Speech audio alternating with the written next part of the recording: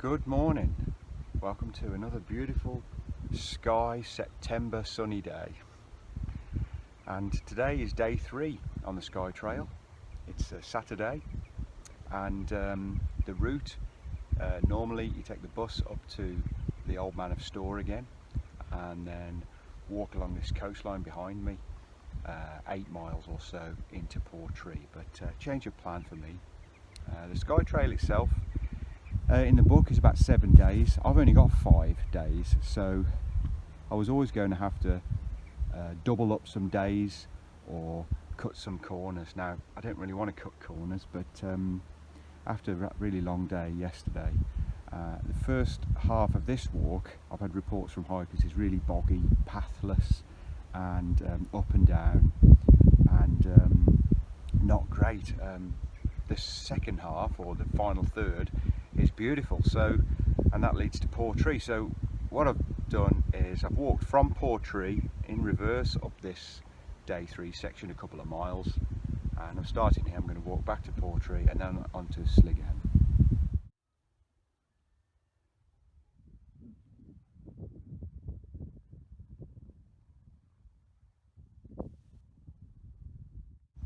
So originally I did plan to double up day 3 and 4, get the bus to the Old Man of Store, like I said, do this stage into Portree and carry on to Sligachan. But that would have been over 20 miles, not too much ascent, but it would have been 20 miles. And the reports of the bogginess and the pathless moorland that you had to traverse, and up and down the coastal cliff. I mean, I'm sure it's beautiful, but I had enough of that on the first 2 days, to be honest, and I was whacked last night, so I wanted a flatter day's walking, an easier day's walking, to sort of recover. So I decided to do this, and I'm pleased that I did, because I got a bit more rest this morning as well. And so far the journey up from home and to get here, and then day 1 and day 2 have been really hectic. A real sort of watching the clock all day long from dawn till dusk, and I wanted to relax a bit, you know. I'm on holiday after all, so I'm glad I've done this. And in total it's going to be about 15 miles a day, but really quite flat and with some road walking, so quiet roads, so not bad.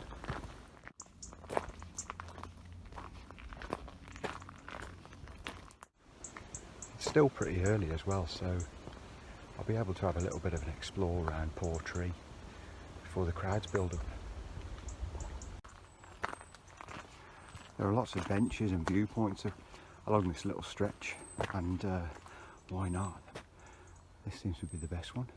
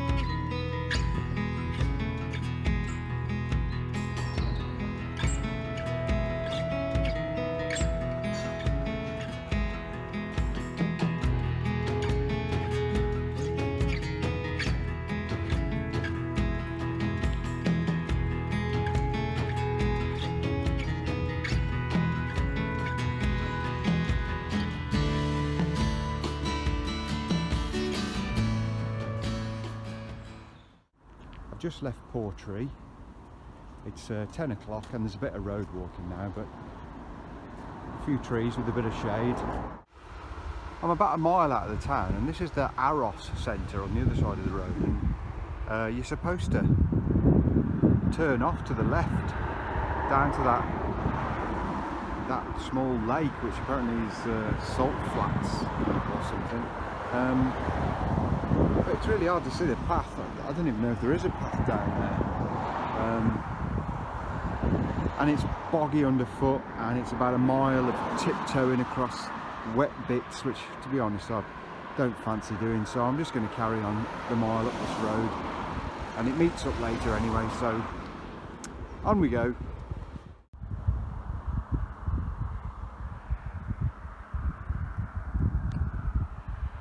I can vaguely see the path down there, just by the water's edge. Not far before we join up again.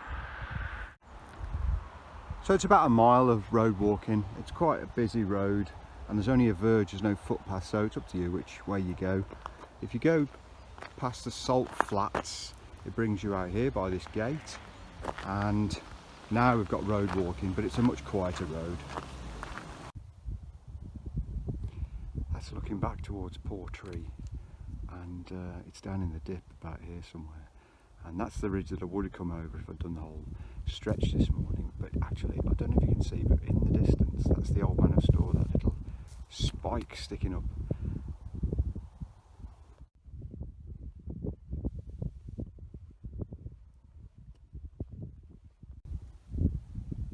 Been walking about 3 miles along the road now.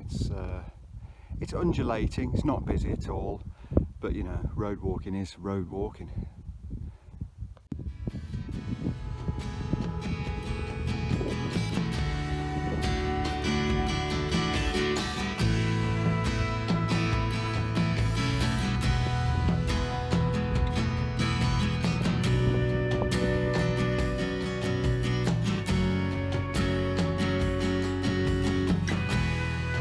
First honesty box I've seen on the trail so far. Let's have a look. Oh, nothing.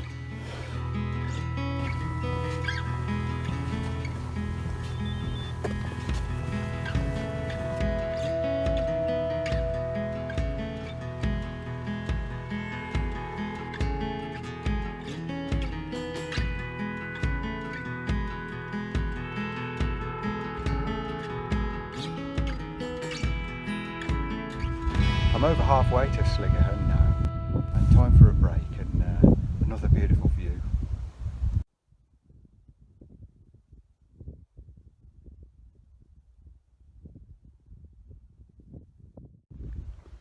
Well, the trade-off with waiting for good weather is that you can't really book all your accommodation in advance. You've just got to wing it, basically.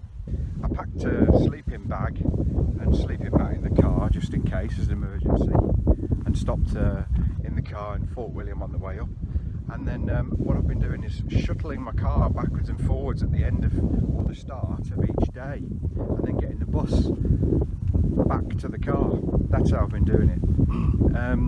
It works pretty well on Skye, actually, with the bus routes.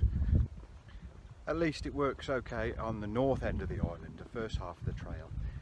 It's a bit more difficult on the southern end of the island, down by Elgol and Torrin, round that way. But I've got something planned, and anyway, it's not bad because you don't have to carry such a heavy rucksack.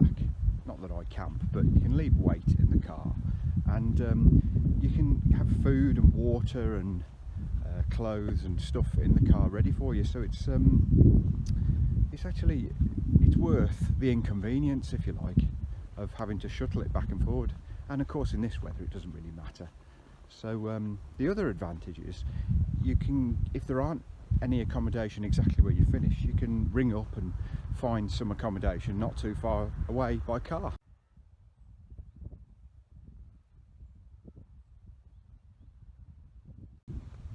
So I stopped in the Floddigary hostel, as you saw, at the end of day one, and then a hostel in the middle of Portree last night. They're all booked, the ones in Portree now, because the sun hasn't only brought me out, it's brought loads of other people out as well. There are thousands of people over the island, so it's chock-a-block almost everywhere. So tonight I'm having to drive up to the northwest of the island to Uig. It's only about 14 miles from Portree, so I'll finish here at Sligachan, and then I'll get the bus back to Portree, pick up the car, and then drive 14 miles to Uig. So it's not so bad, but it's I wouldn't have visited Uig otherwise, and that's where you get the ferries from over to the Outer Hebrides. So in this weather it's going to be a nice little detour, something extra that I wouldn't otherwise have seen. So it's working out okay.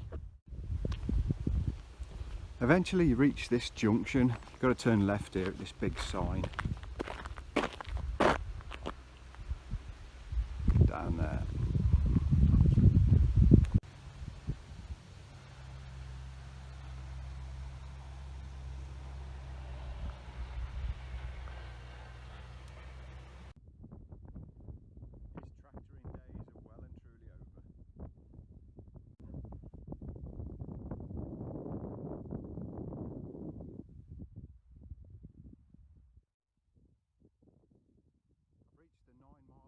And this is the end of the road.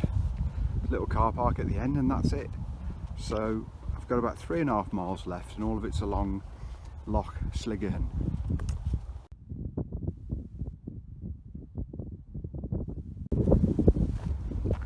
Just another day in the office, eh?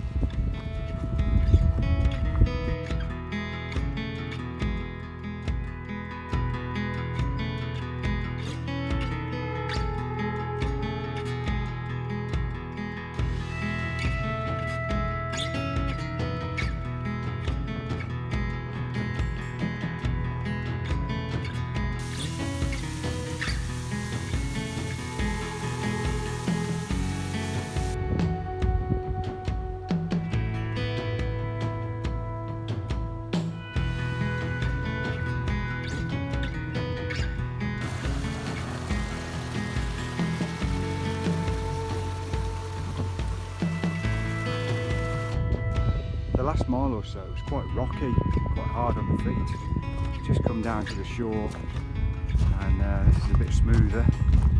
And I think on the left up ahead it might be a bit boggy, so you've got to find a way through that to avoid getting your feet wet right at the end of the walk. But just in the distance there is the Sligachan hotel, and that's the end of the walk. So about a mile, maybe a bit more left to go.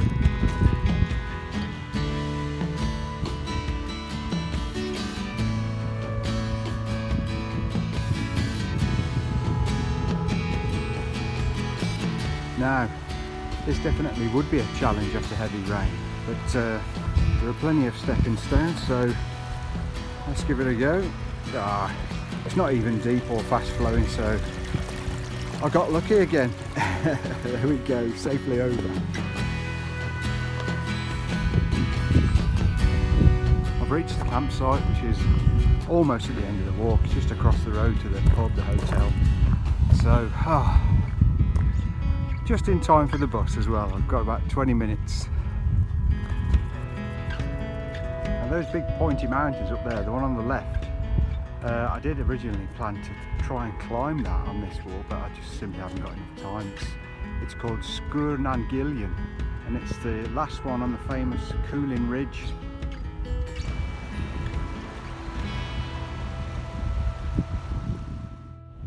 So I made it to the famous Sligachan hotel. That's the end of the walk, the end of day 3. It was about 12.5 miles and took about 4.5 hours. And time to get the bus now. See you tomorrow.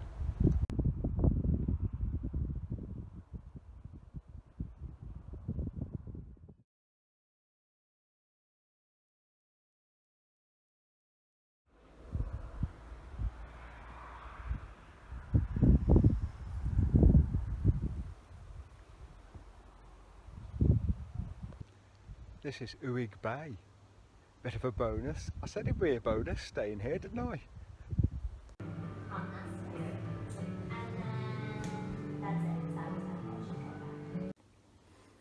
This is a pretty good quality hostel. Fantastic. Shared bunk rooms.